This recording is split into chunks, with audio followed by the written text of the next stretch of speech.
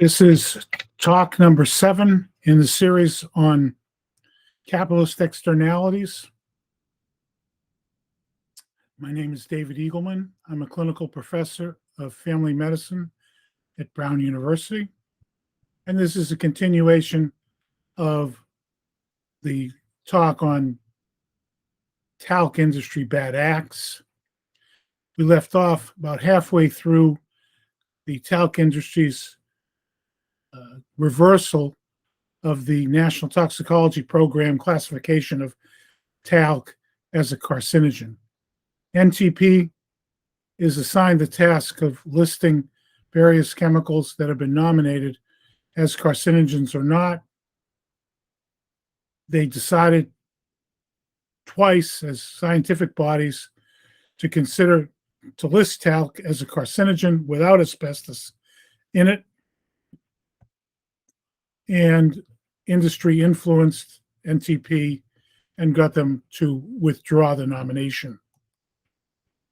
This is a talk verbatim of Steve Jarvis, who was the head of health and safety for Luznak America, one of the largest suppliers of talc to industry. In his talk, which I will go through to completion, it's only 7 slides. He graciously transcribed what he said or outlined what he was going to say with each slide. And I'm going to repeat them here so that you can get industry's exact summary of how they influenced NTP to withdraw their recommendation on talc as a carcinogen. Good morning, everyone. My name is Steve Jarvis, and I am responsible for health and safety environmental matters for Luznak America. This morning, it is my distinct pleasure to present to you a summary of our most recent regulatory challenge involving the National Toxicology Program and their review of talc for potential listing in the 10th report on carcinogens. And this is in 2004. But first, for those of you who may not know exactly what we do, I'd like to introduce you to Luznak.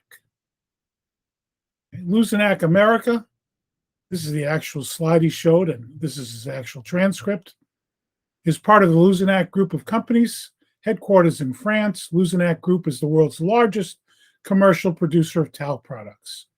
In North America, Luznak America operates 4 talc mines and 8 talc milling operations. We have large operations based in Ontario, Vermont, and Montana. Luznak America is headquartered in Denver, Colorado, where we also have our research and development center. Luznak America mines and processes around 500,000 tons per year, generating approximately, they took out the amount of sales.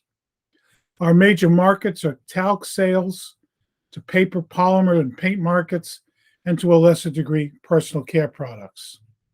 You might be interested to know that we produce all the baby powder for Johnson & Johnson, including the talc for the popular adult product, Shower to Shower. As an interesting aside, would you believe that Luznak talc also goes into Cipro? That's an antibiotic. It's true. Our major regulatory challenge, a challenge I might add that Luznak absolutely could not afford to lose, came from the NTP. The NTP was authorized by the United States Congress to coordinate interagency toxicologic testing and to publish the formal, quote, report on carcinogens, close quote, which comes out about every 18 to 24 months. To be listed in the ROC can be devastating to a substance because of mandatory labeling requirements by OSHA and Proposition 65 in California. In early 2000, NTP nominated talc for possible listing in the ROC, that's Report on Carcinogens, because back in the early 1990s, the NTP published the results of a 2-year talc inhalation study on rats and mice and concluded that talc caused lung tumors in female rats. A listing of talc in the ROC would have devastating consequences for the talc market worldwide. First of all, we would see a virtual immediate loss of our sales to the personal care market, around $10 million in sales in the first year. Secondly, I forgot to redact the amount of sales in this document, in this slide. Secondly, because of the carcinogenic labeling requirements, we would likely suffer a deterioration of sales in all markets, perhaps anywhere from 20 to 50% of all remaining sales by year 3. Additionally, a listing in the US by NTP would likely trigger a carcinogenic status for talc in Europe and the Far East. And finally, because of our consumer product exposure, civil litigation would likely skyrocket. As I mentioned, simply devastating consequences. I might add, as an aside, devastating for Imerys, but life-saving for people who would stop using baby powder and other talc powders that contained asbestos. Now, realistically, there are some health issues with talc. For nearly 20 years, epidemiologists have been finding a weak but persistent statistical link, that means statistically significant link, between hygienic use of talc and ovarian cancer. However, the studies are weakened by no one being able to offer any feasible, quote, causal explanations as to how and why talc would cause ovarian cancer. That's only true because, as an aside, these companies convinced the FDA and others there was no asbestos in their talc. That was not true. Had they known there was asbestos in talc, there would have been a feasible causal explanation as to how and why talc would cause ovarian cancer. As I mentioned, there is a 1992 rodent study by NTP, which found lung tumors in female rats. However, many other leading experts discount this finding, claiming the tumors were a result of lung overload. Simply too much inert dust in the lungs, triggering a traumatic autoimmune response from the rats. Just as an aside, we know talc is not inert. It causes talcosis, a scarring in the lungs. No one disputes that. Other inert dusts don't cause a scarring of the lung. And finally, there is the long-held public perception that all talc contains asbestos. And even if it doesn't, they are so similar chemically that talc probably behaves like asbestos. So these are some of the primary issues and concerns that served as the backdrop for the NTP review. The talc summary: the review group number 1 of scientists voted 6-1 to list talc as a carcinogen. They cited ovarian studies and the NTP rodent study. The scientific panel 2 voted 7-1 to list talc, citing the same studies. But the management subcommittee voted 7-3 not to list talc. This is different people. These are the group 1 and 2 are scientists. These are political appointees. Influenced by industry comments and criticisms of NTP report on talc, NTP Executive Committee deferred the vote on talc, so they never voted it one way or the other, and they remanded the issue back to reviewers. Since 2004, it's never been put up for re-review. Okay, so here's what happened.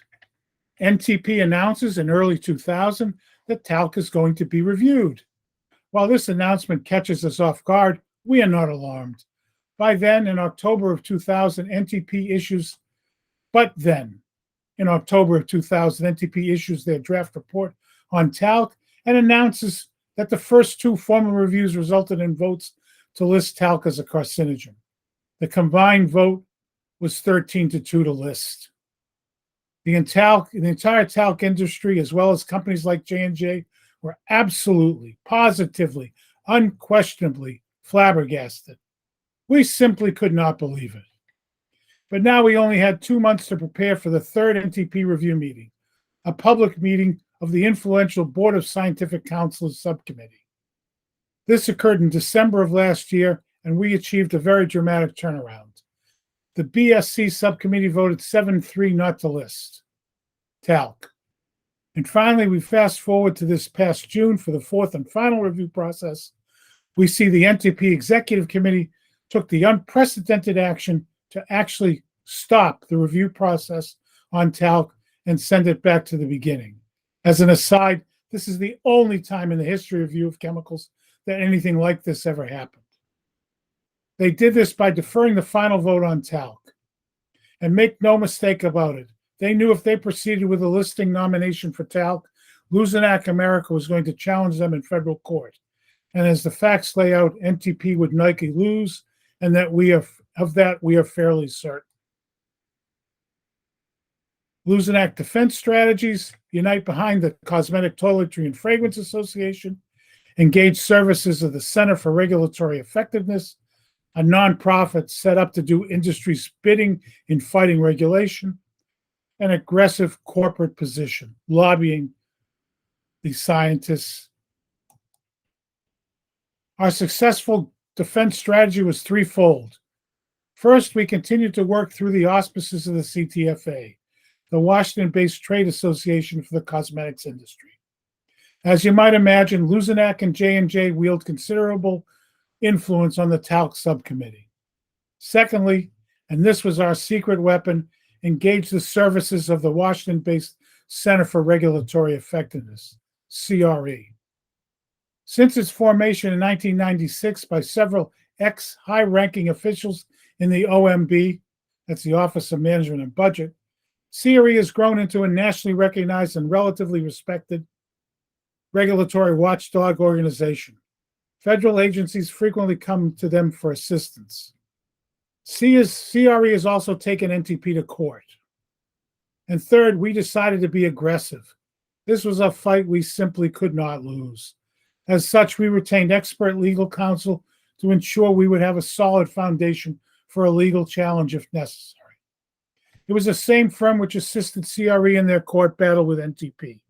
And we also became very aggressive in our communication with NTP and other federal agencies.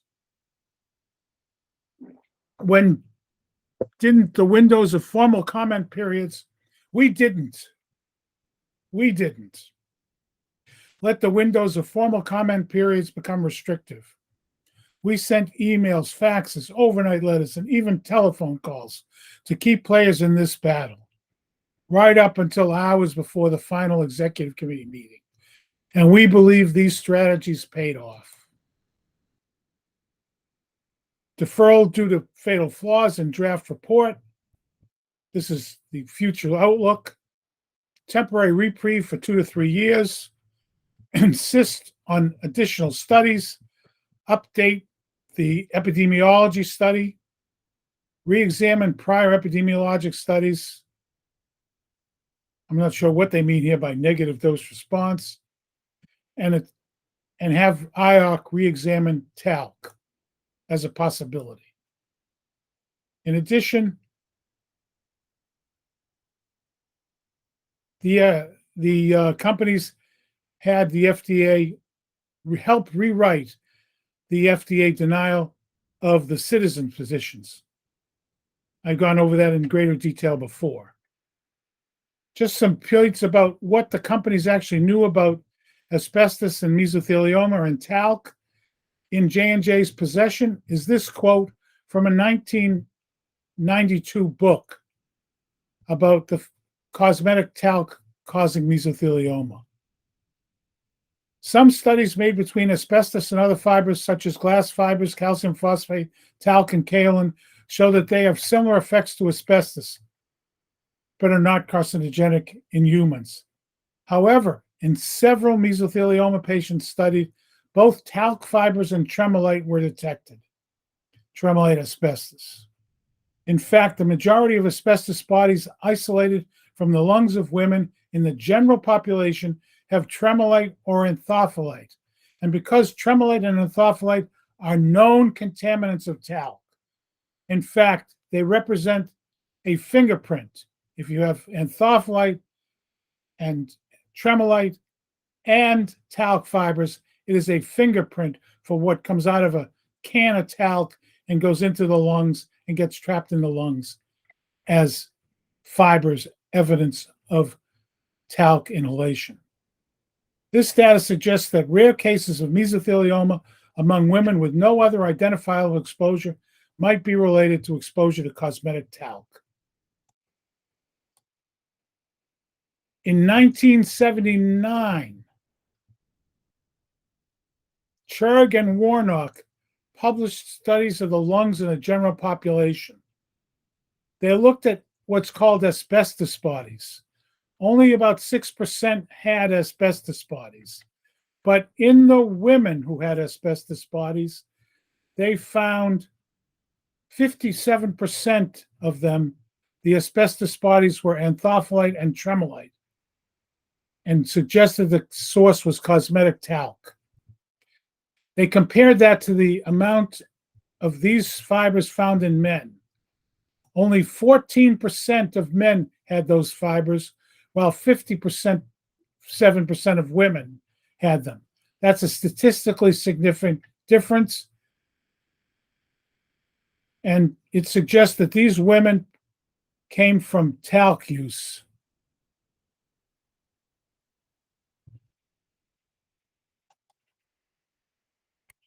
Let's look at who they hired as experts, McCrone and R.J. Lee. Here's some raw results that McCrone did, indicating that they'd found some asbestos crossed out here, but you see the word chrysotile crossed out in all of these samples? Well, when they retyped them, chrysotile disappeared. And these were from J&J talc mines. This is Imris talking about an R.J. Lee method.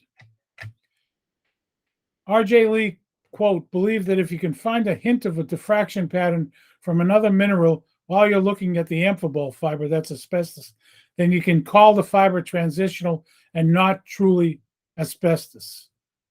The analyst told me that when she finds a tremolite fiber, she'll tilt the stage until she can see a talc diffraction pattern come into view. That's R.J. Lee's method of discounting asbestos findings. Here's another comment by an Imris scientist. We have information that they are sending, that's J&J, R.J. Lee to China to conduct an audit. We do not believe that R.J. Lee are either capable or geologically sophisticated enough to do that. They've been on the losing side of a number of R.G. Vanderbilt lawsuits. J&J need to know that. Trust me, J&J knew that. J&J offered, this is another comment by Imris, J&J offered R.J. Lee, an entity closely associated with R.T. Vanderbilt for the last 20 years of litigation, as their representative. One of the words that are used to describe R.J. Lee in respected science circles starts with a W. That would be whore. R.J. Lee is not the type of organization we have comfort with on a fundamental ethical basis. So this is other industry people talking, and these are not, it's not a competitor here. This is a talc company talking about R.J. Lee's studies of talc for asbestos. And that's the end of this section on corporate bad acts.